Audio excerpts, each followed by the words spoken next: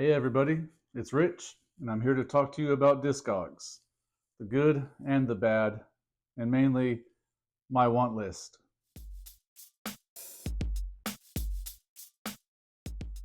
And so I'm going to title this one Discogs Impossible Part 1 because I probably got a lot more to say on the topic, but I hope I'm not alone in being the kind of person who peruses Discogs to look for interesting things. I often look for just the rarest items by the bands that I love the most. Whether it's a foreign promo, a fan only giveaway, a mail in giveaway, I'm not particular. I just love it. If it's rare, then I'm interested. I'm not necessarily going to even try to buy it because, as you'll see later on in this video here, some of these things run into the thousands of dollars and maybe only a handful exist in the entire world. And I'm not going to do that. I'm not going to spend that kind of money. But what will happen more often than not is I just keep clicking through and I'll find these incredible things that I've just eventually created a folder for on my desktop. I'll take screenshots and do a little more research on the internet every once in a while in the ones that interest me the most. But they're sitting there on the desktop and I'm not sharing them with anybody. And there's nobody really around here to talk vinyl with. So I have you lucky people, and hopefully you'll get to enjoy this and you'll hit me up or make your own video with some of the things that interest you that are maybe in your want list that are just impossible to find.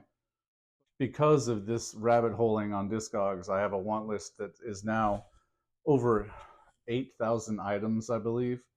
So it's pretty sizable. Where I live in southern Pennsylvania now, there is a lot of thrift stores, antique stores, and in many of these there are booths and sellers that have vinyl. And almost, I'd say 90% of them seem to use Discogs near mint prices. But that really isn't Discogs' fault. That's just the greed of people, I believe. Either way, I'm still on Discogs at least once a day if I'm not entering new vinyl into the database for my collection. I'm doing mainly what the whole point of this video is deep diving and rabbit holing into the far corners of Discogs to look for the rarest and most interesting vinyl that I can find. Now, for as much as I do enjoy and I do love Discogs, I don't buy on there really much anymore. Prices are kind of ridiculous anyway, and eBay seems to be a truer place to buy things at market value, because if you start a bid at 99 cents, then what it sells at is going to be how much somebody's willing to pay. Discogs will almost always highball you and not listen to any offers, and so that's just it. People are content to leave those unsold items in their collection. And this is all just for fun and education, mind you. None of these albums or CDs or any of this other stuff is mine. I just enjoy looking at it, and I hope you will too. And I'm hoping that eventually some of you will make your own videos as well, talking about these really rare items that interest you. I'd watch that video. So here we go. Discogs Impossible, Part 1.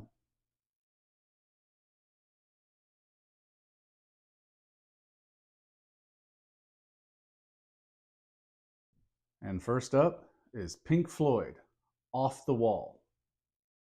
It is a 12-inch vinyl radio sampler made only for DJs, and it has 8 tracks from The Wall. And here's a quick look at the record itself. And of course, being only made for DJs, it's very limited, and probably very few were cared for at all, so that makes the numbers dwindle a bit on many that could be left. And even cooler is half the songs on here have slightly different variations from those that we all know and love from that album. And the running order is shown here. Another Brick in the Wall Part 2, Goodbye Blue Sky, Young Lust, One of My Turns, and that's side A. Side B has Hey You, Nobody Home, Comfortably Numb, and Run Like Hell. Awesome collection of songs. And as you can see, an average sale will run you about $300. but very quality examples will run you about $700 to $800 or even more. They're very rare. And if you've ever been to a record convention, the one thing you know is that Pink Floyd fans will open up their wallets.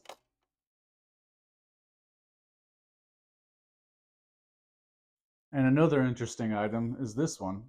Sting and the Police each have one side devoted to them on this record.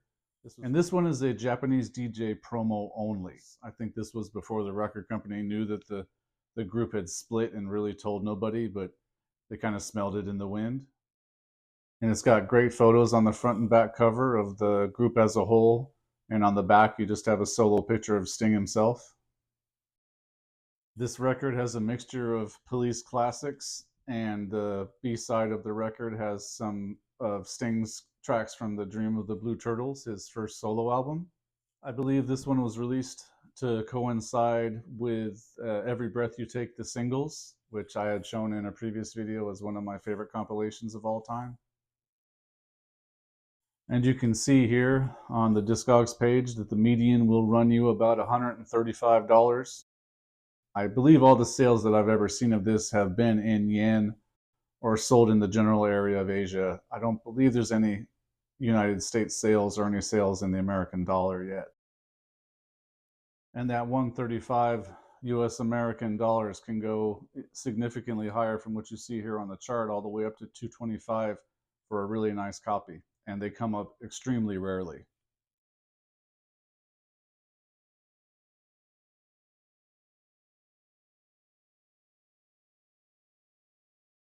And next up is Los Lobos, or more accurately to the title on the cover, Los Lobos del Este de Los Angeles. My Spanish is bad. Sorry. And here's a picture of the great yellow and green cover on this one. I really like it. And the title is Just Another Band from East LA. It was released in 1978. And here's the labels. Equally awesome. And this record is the private press release of the debut album from the great Los Lobos. As you can see from the release notes on Discogs page, there seems to be some discrepancy in the numbers. Initially, it states that there was only 1,000 printed up, and then later on, one of the members of the band says that they think they sold 2,500 to 3,000 of them. Regardless of all this, look at that median price. If you can find this damn thing, it'll cost you about $175. And if you look at the chart here graphing the price, you'll see that it's not really trending down. Those are very, very poor copies that have been sold there for that kind of money. It's still easy to believe that a fine copy of this one will run you about $300 or even more. And that's if you even run into it.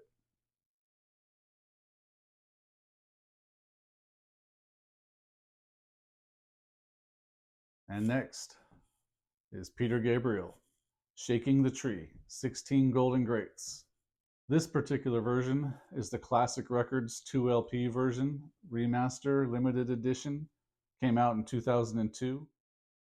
And there is our boy Peter, looking properly pensive on the cover. And I have never seen this thing for sale, but I have heard it, and I do want it.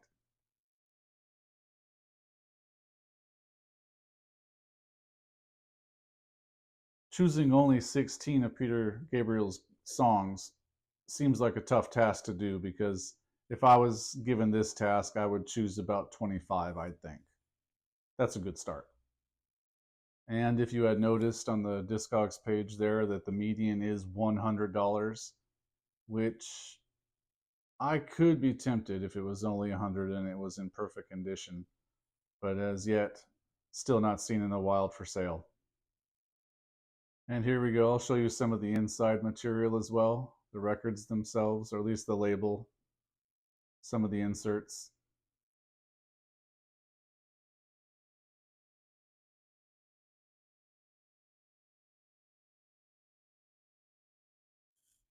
But you can see from the chart that going for $100 is really lowballing it, because chances are if you were to find this puppy, it would be $200 plus, and maybe in VG plus condition if you're so lucky. I think it'd be far more realistic if you saw this one out there that it would go for nearly $300. And that's just too much. But I do love that it exists.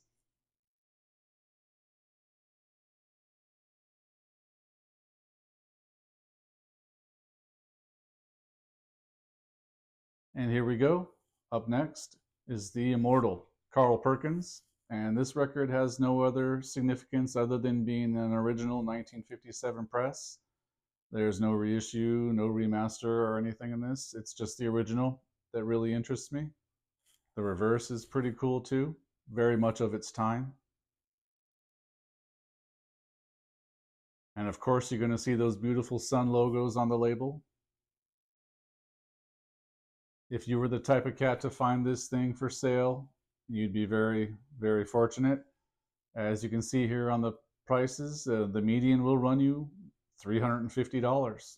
And that $350 isn't even really in top condition. While $350 can seem a bit excessive, you can see the outlier right there at the top of that graph. Someone found a beautiful copy of this and paid $1,750 for it.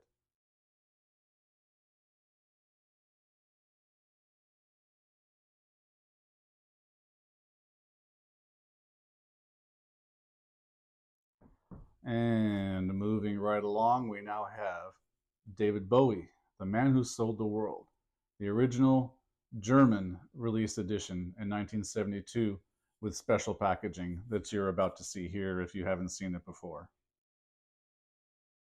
I'm going to show first what the UK buyers originally saw as the album cover, with David in that lovely dress.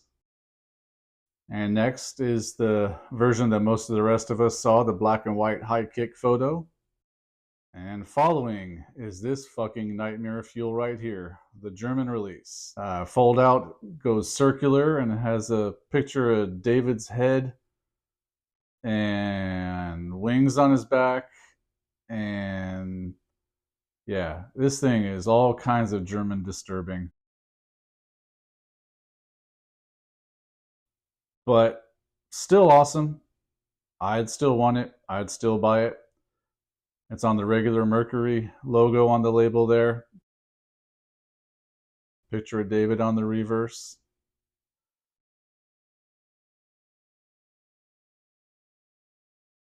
If you were to be in the right place at the right time and have the opportunity to purchase this from somebody who knows what it's worth, you can see right there that the median is over $700 for this bad boy. And it doesn't seem to look like a decent copy will ever go for less than $700. This thing has maintained its value, and if you were to find a really good example, you're looking at $1,000 plus territory without a doubt.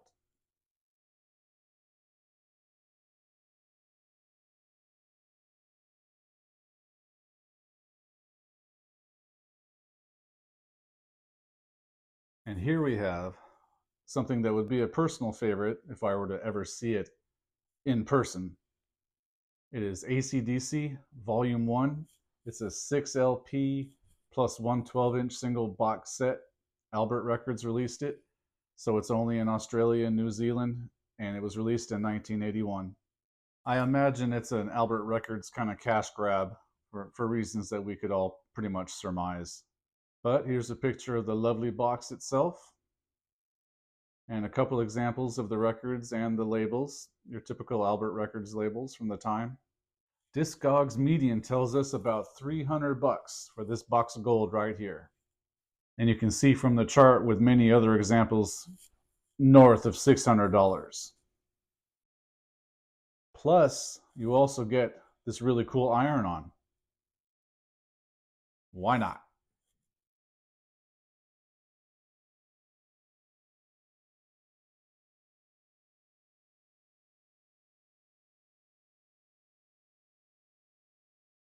And here we go.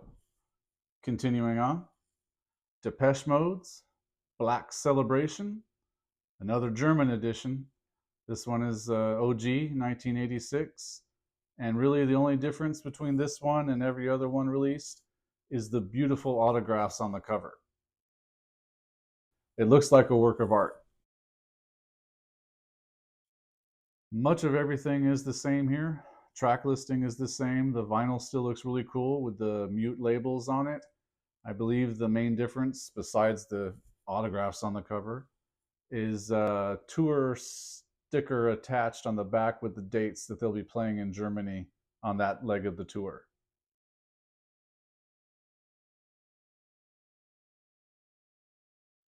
And the almighty median machine on Discogs lets us know that this will not be found for less than $855.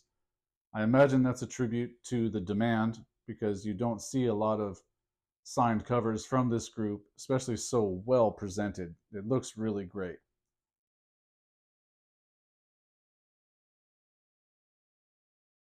And the chart here for sales will show you that it's not going to go below $800 anytime soon. So if you find it, grab it.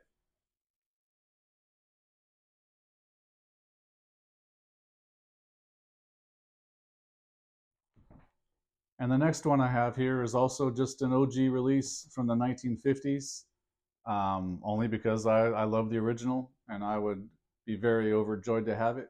It's Screamin' J Hawkins, At Home with Screamin' J Hawkins, 1958 original mono release.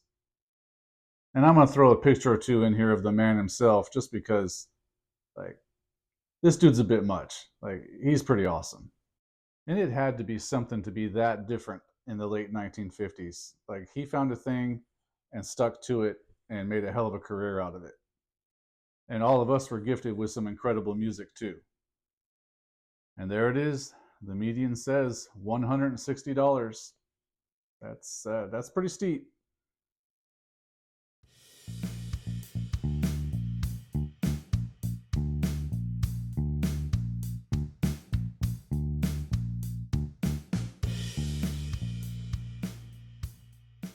And the chart will show here that anything that dips below 150 bucks for sales on this isn't in very desirable condition anyway. So it's going to cost you. It'll cost you upwards of at least 350 bucks looking at this graph.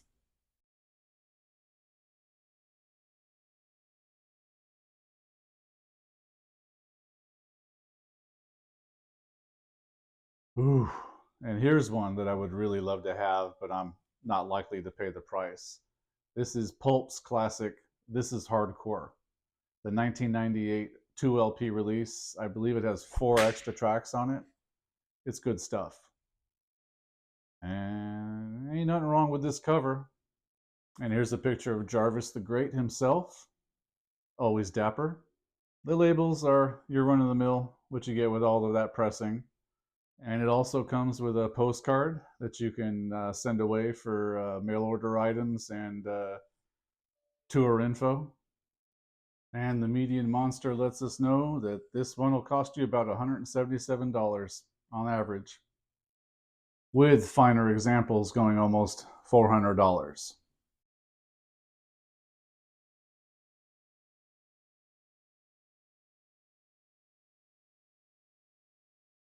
And the last one for this Discogs Impossible Part 1 is The Clash, Capitol Radio EP 7-inch.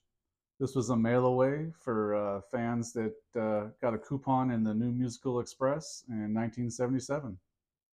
And really, it's only 2 songs plus 2 interviews with the boys. So there's not a lot of music here. I believe this one, like so many of the other ones on this list, has this inflated huge price just because of its importance in musical history. And this is certainly punk rock history right here.